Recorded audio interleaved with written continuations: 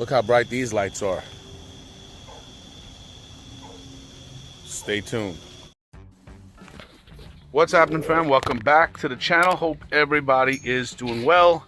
So obviously this is no surprise. You see some bulbs over here, and this car shouldn't be a surprise to anybody. This is my daughter's 2017 Kia Forte. There's tons of videos on my channel that I did with this car, but now it's coming full circle where I think about 3 or 4 years ago I replaced the stock H7 halogen capsules with some Novsite bulbs, which were actually pretty bright, but as time goes on, you know, I mean, things end up getting pretty bad. This is one of the bulbs right here. I pulled it out of the socket. The chipsets are lit here, and there's only one that's barely lit on this side. So pretty much the chipsets are at the point where they're dying. Now the other one, this one here, was still okay.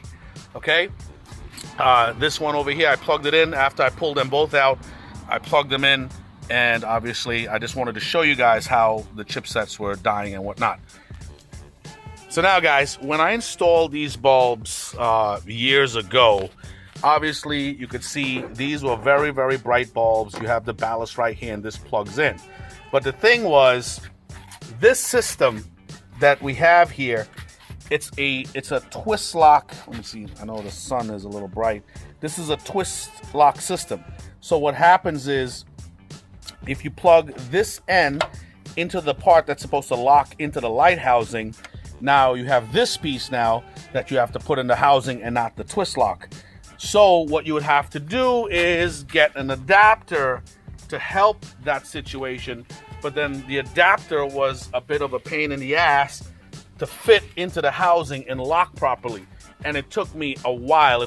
I'm gonna reference the video to the top right, but if you look at that video, I even said it was a pain in the ass to do that, especially if you look on this side where you have to take off the dust cap. There's hardly any room in there. There's no room in there. It's a pain in the ass.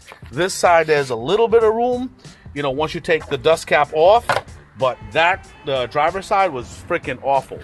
So now, years later, 3-4 years later, now you have all these companies like Sealight, Oxalam, Oxido, Novsite, tons of these companies, they make H7 bulbs with super high lumens, which is a good thing. So now all I gotta do is plug a stock type location bulb back into the twist lock system and just twist lock it into the housing, and it's call it a day. You know what I'm saying? All right, guys, so these bulbs are the S7S H7 bulbs. So these Fortes take an H7 bulb. That's why they looks like they have prongs at the end of it. Guys, these bulbs, it'll cost you like around 40 bucks for the pair, but they're 30,000 lumens a bulb. So 60,000 lumens for the pair, 55 watts each. Guys, that's freaking bright. That is probably the brightest H7 I've tested. But the biggest thing is it's non-polarity sensitive. Now, here's the kicker with some of these cars, guys. Sometimes when you plug these bulbs in, okay, remember, it's these bulbs have CAN bus decoders that are like mini computers inside the bulb to cancel out any type of error messages or any type of flicker that might happen. Because remember, it's a 12-volt system, but it takes way less power to do way more work. So now the car sees it like something is wrong. So that's why you have the CAN bus decoders in the bulb, okay? So you don't have any errors or any type of flicker. And these Kias are very, very finicky. I think from the 2016 and up, they're very, very finicky with LED bulbs. And you can have issues where, let's say you plug the bulb in, and while the car is off, you turn on the headlight, it works fine.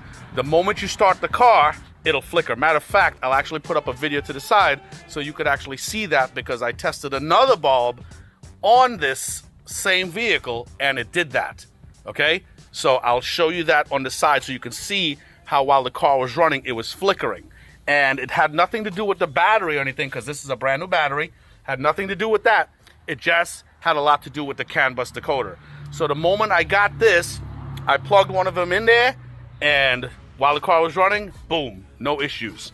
Okay, so with this car, especially to get it on this side, you have to take this little harness off right here. This is a 10mm socket.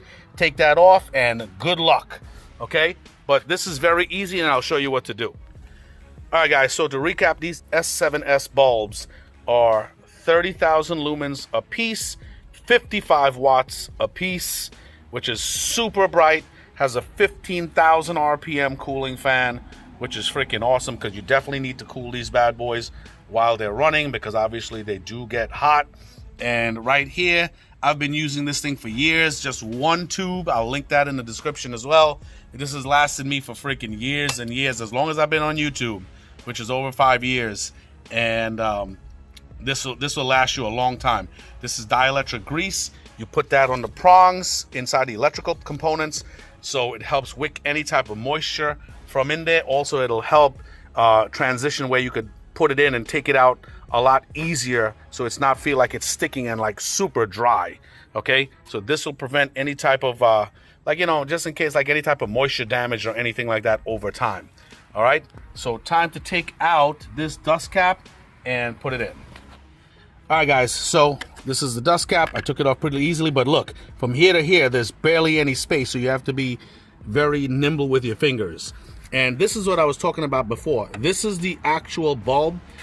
It was a different maker that I bought, but when you turn the light on with the car off, these bulbs light up fantastic. It's a super bright bulb. It's about 20,000 lumens or so, okay? But once you start the car, it's a very, very slight flicker, but you notice it. So now what I'll do is just put some dielectric grease on there. Doesn't have to be a lot. That's why this has lasted me for so long.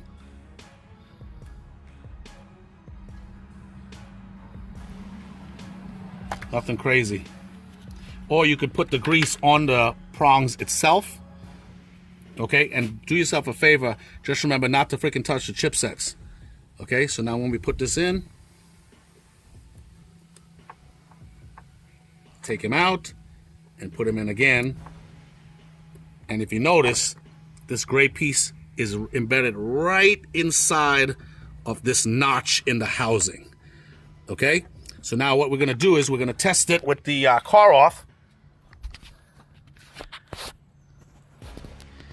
All right, so we're gonna test it with the car off, and you'll see like the lights, how bright it is.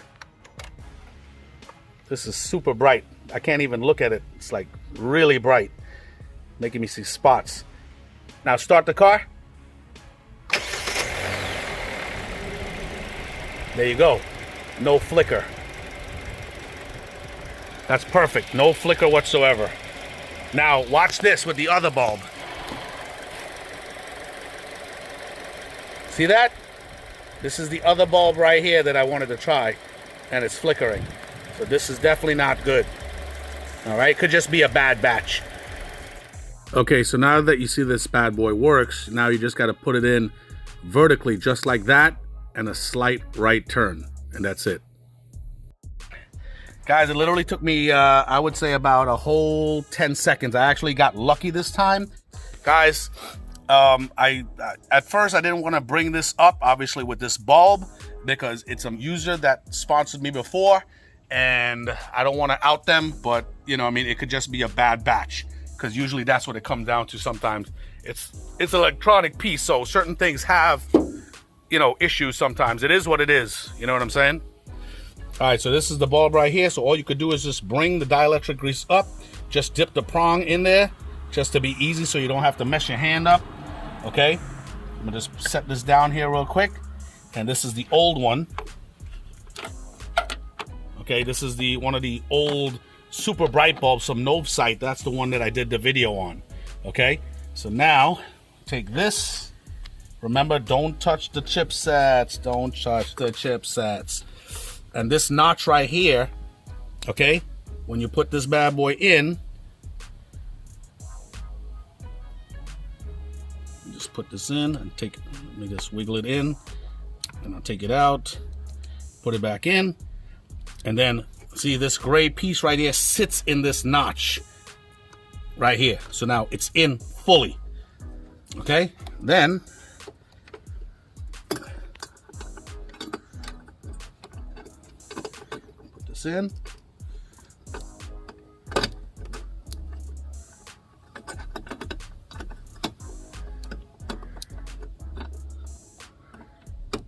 That's it. Put a little click. That was it. That's it. Then you put the dust cap back on. Let me tell you, these dust caps, it's like a freaking doomsday cap. It's freaking so tight. That's it. And just pack your shit up. I just got to put this dust cap back on and then bolt this little harness back on right here, and that's it. All right, so I'm just gonna have a back up into the shade real quick. Guys, this should take you a whole 5 to 10 minutes. Nothing crazy. Nothing crazy. All right, turn the lights on.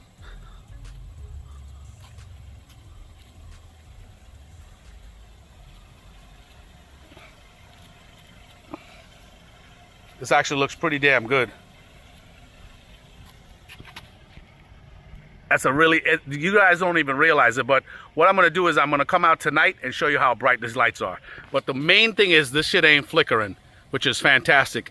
Even while you're driving, like you see like little flicks, which is super annoying. All right, so I'll see you guys later. All right, guys, so as promised, this is pretty much like a night shot to just see how nice the beam is and how it spreads, and obviously there's no flickering. So here we go. Wow, that's really, really nice. It's a really nice, clean beam. And it's pretty much stretching all the way over to across the street, all the way over. You could see where it's stretching to. That's actually pretty nice. Damn, that's pretty good. That's a nice, it's a nice stretch. It's a really nice stretch of beam, to tell you the truth. Look at this. That's pretty far. It's a pretty far stretch. That's what 30,000 lumens will give you. But it's really, really nice. So guys, definitely like, subscribe, comment. Let me know what you think.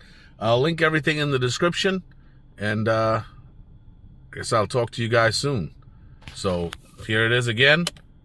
Off. Freaking sweet, man. Take it easy.